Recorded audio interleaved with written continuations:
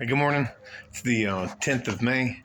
I just had, and I wish you guys had smell-o-vision. We had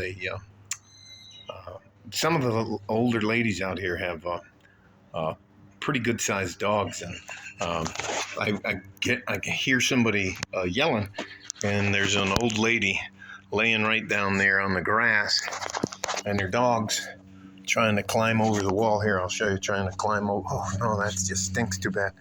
Trying to climb over the wall to get at the skunk, and she got hurt. She got scuffed up real bad. I think some of the older ladies don't realize. Well, the dog just jerked a leash out of her hands.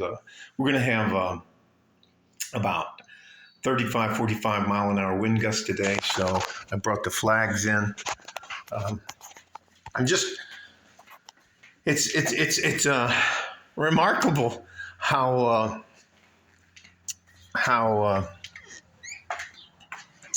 how bad it smells. I mean the skunk.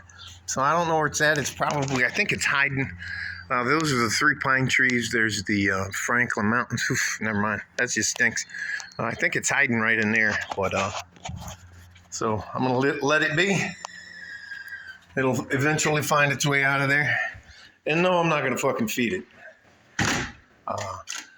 I was very surprised that the woman, she has to be in her 50s.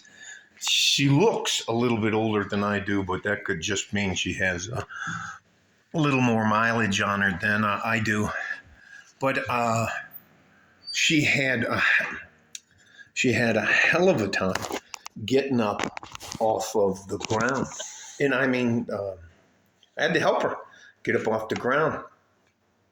And she seemed embarrassed, but yeah, looked like sure.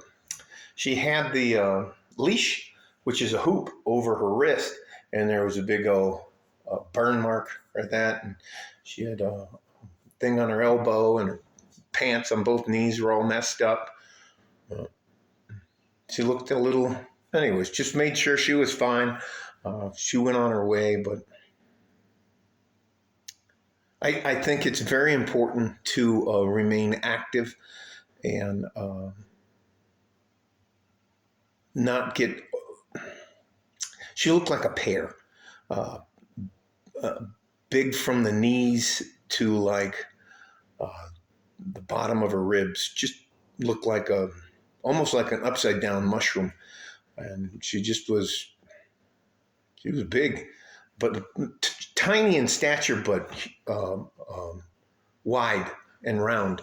So I don't think she's fallen or had to get herself up off the ground for a very long time, and it showed.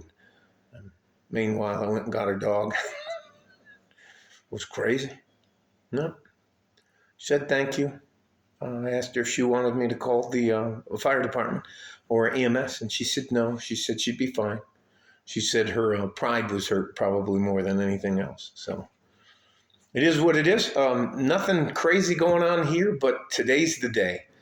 Tonight at about 12:01, they're going to start removing Title 42. What they don't understand that the people that are everybody's lying to these migrants to get them up here, and a lot of they're called coyotes in Spanish, the people who try to smuggle them across the border. But Title 8 just means they'll immediately deport them. I mean, you can claim asylum, but doesn't mean we have to accept your asylum claim.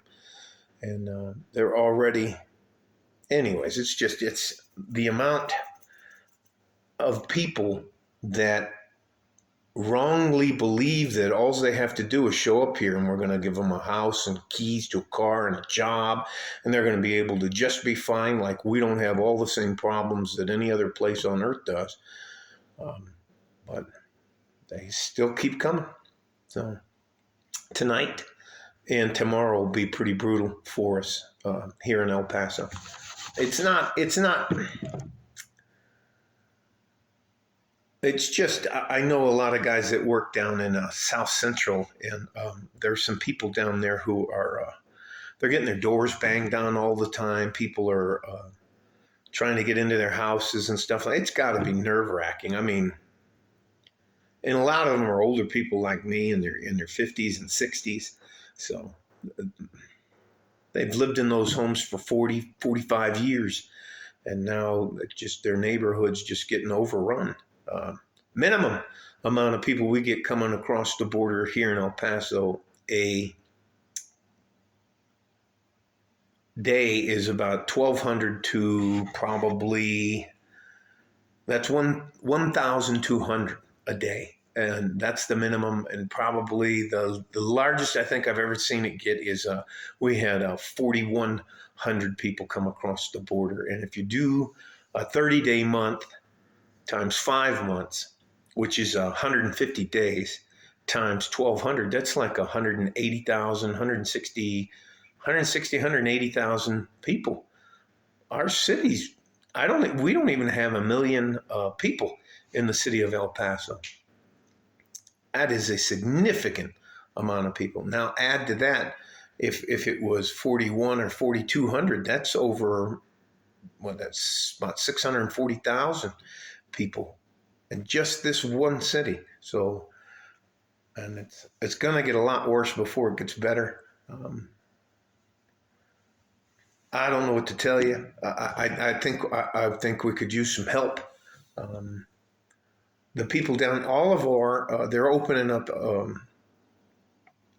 junior high schools. They're trying to open up places, but all of the shelters are full. And they're getting tired of people sleeping on the streets and peeing and pooping in the streets and stuff like that. So it's crazy. I worry about some of the guys that I know that have to work in and around Central and South El Paso. The police here usually, I think, go one to a car, maybe two to a car.